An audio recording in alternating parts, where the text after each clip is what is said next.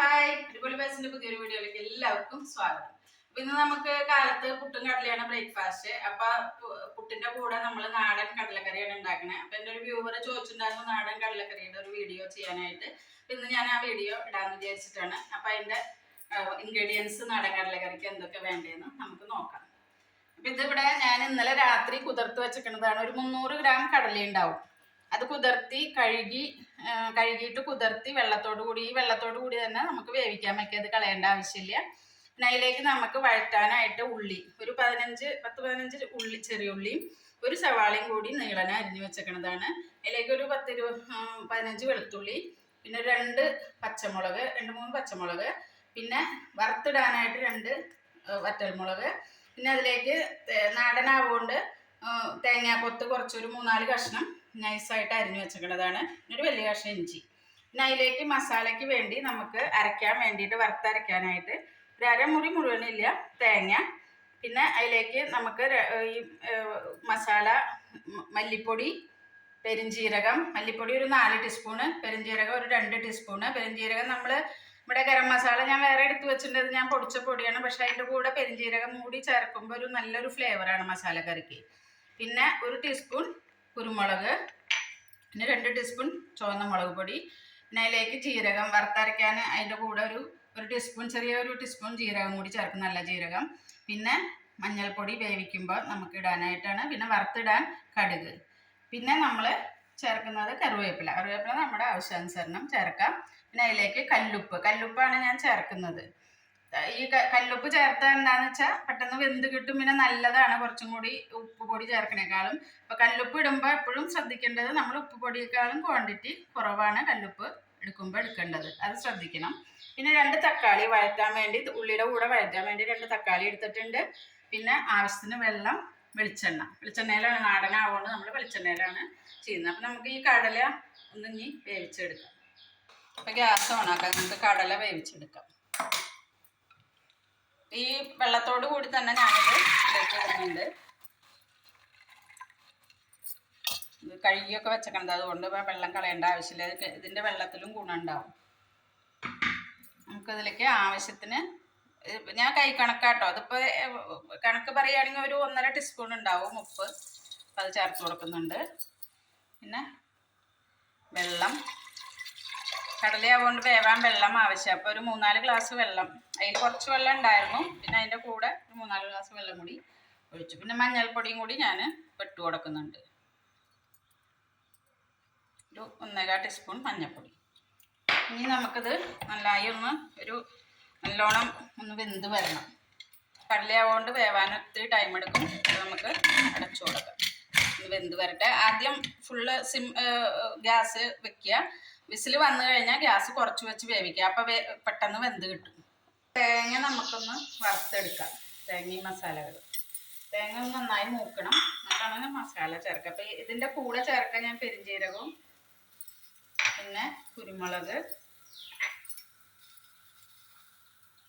ജീരകം ഇത്രയും ചേർക്കുന്നത്. ഇത് നമുക്കൊന്ന് മൂക്കണം വരെ. അത് കഴിഞ്ഞിട്ട് പൊടികൾ ചേർക്കാം. ഞാൻ ഇതിൻ്റെ കൂടെ എടുത്ത് വെച്ചിരിക്കുന്ന വെളുത്തുള്ളിയും കൂടി ഇടുന്നുണ്ട്. ഇത് ഈ വറുത്തരക്കുന്നതിൻ്റെ കൂടെ അരച്ച് കഴിഞ്ഞാൽ നല്ലൊരു ഫ്ലേവറാണ് വെളുത്തുള്ളി. അപ്പോൾ ഇവിടെ ഇത് മൂത്ത് വന്നിട്ടുണ്ട് കേട്ടോ. വെളുത്തുള്ളിയും കുരുമുളകും പെരിഞ്ജീരകവും ജീരകവും തേങ്ങയും കൂടിയിട്ട് ഇതിലേക്ക് നമുക്ക് സിമ്മാക്കി വെച്ചിട്ടുണ്ട് പൊടികൾ ആഡ് ചെയ്ത് കൊടുക്കാം. പൊടി ആഡ് ചെയ്യുമ്പോൾ എപ്പോഴും സിമ്മായിട്ട് വെച്ച് കൊടുക്കുക, വെച്ചാൽ കരിഞ്ഞു പോകും പെട്ടെന്ന്. പൊടി ആഡ് ചെയ്ത് കഴിഞ്ഞാൽ പിന്നെ നമ്മളധികം ഒരുപാട് മൂപ്പിക്കേണ്ട ആവശ്യമില്ല, പെട്ടെന്ന് മൂത്ത് കിട്ടും. ഇതിൻ്റെ ചൂടിൽ തന്നെ കുറേയൊക്കെ മൂത്ത് കിട്ടും. നമ്മൾ മറ്റേ ഗരം മസാല ലാസ്റ്റിലേ ചേർക്കുള്ളൂ കേട്ടോ. എല്ലാം കഴിഞ്ഞ് ലാസ്റ്റ് വാങ്ങാൻ നേരത്തെ ഗരം മസാല ചേർക്കുള്ളൂ, അത് ചേർക്കില്ല. അപ്പോൾ ഈ മസാല ഒന്ന് അരച്ചെടുക്കാം. മസാലയൊക്കെ വറുത്ത് തണുത്തുണ്ട്, ചൂടൊക്കെ ആറി. ഇതിനെ ഒന്ന് അരച്ചെടുക്കാം. ഞാൻ ഗ്യാസ് ഓണാക്കിയിട്ടുണ്ട്. നമുക്ക് ഈ കടല വേവുമ്പോഴേക്കും ഉള്ളിയൊക്കെ ഒന്ന് വഴറ്റിയെടുക്കാം. ആവശ്യത്തിന് വെളിച്ചെണ്ണ ഒഴിച്ചു കൊടുക്കുന്നുണ്ട്. 3-4 ടീസ്പൂൺ വെളിച്ചെണ്ണ കേട്ടോ. ഇതിലേക്ക് നമുക്ക് കടുക് ഇട്ട് കൊടുക്കാം. എണ്ണ ഒന്ന് ചൂടായി വരട്ടെ.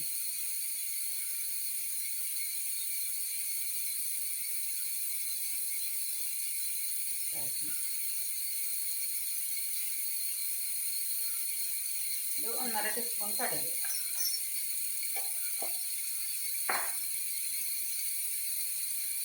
ഇനി പൊട്ടി വന്നിട്ട് ബാക്കി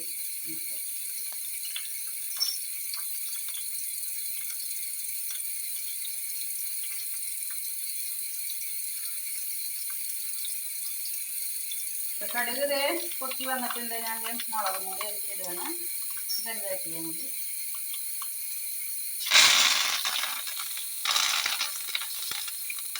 ബാക്കി നമുക്ക് ഇഞ്ചി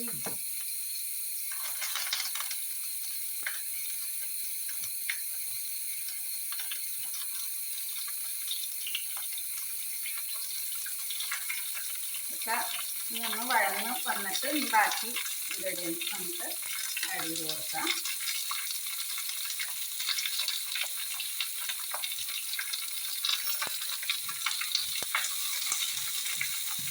അതായത് ഉള്ളിയൊക്കെ അതേ മൂത്ത് വന്നിട്ട് നന്നായിട്ട് നമ്മൾ ഈ തേങ്ങ കട്ട് ചെയ്ത് വെച്ചിട്ട് കൊടുക്കുകയാണ്. അതിൻ്റെ കൂടെ തന്നെ തക്കാളിയും കൂടി ആഡ് ചെയ്ത് കൊടുക്കുന്നുണ്ട്.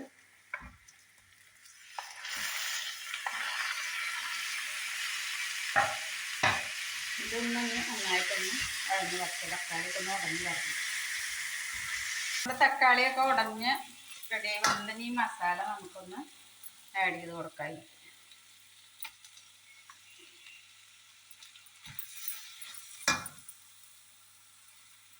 ഞാൻ കൈ കൊണ്ട് എടുത്തിടുന്നുണ്ട്. സ്പൂൺ കൊണ്ട് നമുക്ക് കറക്റ്റായിട്ട് കിട്ടില്ല.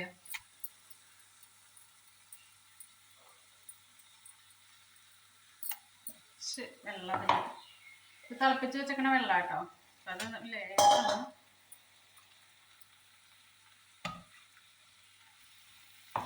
നന്നായി ഒന്ന് ഇളക്കി കൊടുക്കാം.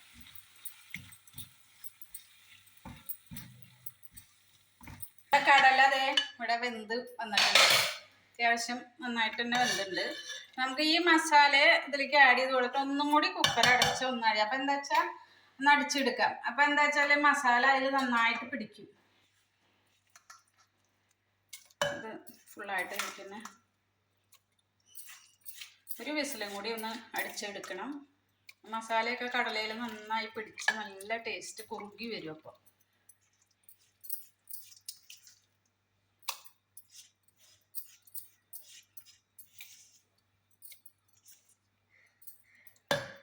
ഈ ഗരം മസാലയും ഇതിലേക്ക് ഞാൻ മാറ്റി വെച്ചേക്കണത് ആഡ് ചെയ്ത് കൊടുക്കുന്നുണ്ട്.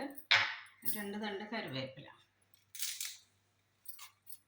നന്നായിട്ടൊന്ന് ഈ സമയത്ത് ഉപ്പ് പാകാണോ എന്ന് നോക്കാം.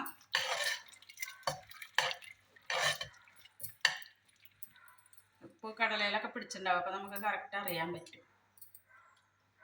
ഉപ്പ് കറക്റ്റാണ്. ഞാനൊരു 1/2 ടീസ്പൂൺ കൂടി ഉപ്പ് കല്ലുപ്പ് ഇട്ട് കൊടുത്തിട്ടുണ്ടായിരുന്നു. ഇനി ഇതൊന്ന് അടച്ചു വെച്ചിട്ട് ഒന്ന് വിസിൽ കൊടുക്കാം. അപ്പം മസാലയൊക്കെ നന്നായി പിടിച്ച് വന്നു. ഗ്യാസ് ഓണാണൊന്ന് ഫുള്ളാക്കി വെക്കാം. വിസിൽ വന്നാൽ പിന്നെ നമുക്ക് ഓഫാക്കാം. നമ്മുടെ നാടൻ കടലക്കറി ഇത് റെഡിയായിട്ട് ഞാൻ തീ ഓഫാക്കാൻ പോവാണ്. നല്ല കൊഴുപ്പും നല്ല ഒന്ന് ഉടച്ചു കൊടുക്കാം കേട്ടോ. കുറച്ച് കടല ഒന്ന് ജസ്റ്റ് ഒന്ന് ഉടച്ചു കൊടുത്താൽ നല്ലൊരു ടേസ്റ്റും ആയിരിക്കും, കൊഴുപ്പും ഉണ്ടാവും. അപ്പോൾ അതേ കണ്ടോ, നല്ല കൊഴുത്ത് നല്ല മണമൊക്കെ വരുന്നുണ്ട് മസാലയുടെ. നമുക്കതിന് സെർവ് ചെയ്യാം. ഞാൻ പുട്ടിൻ്റെ കൂടെ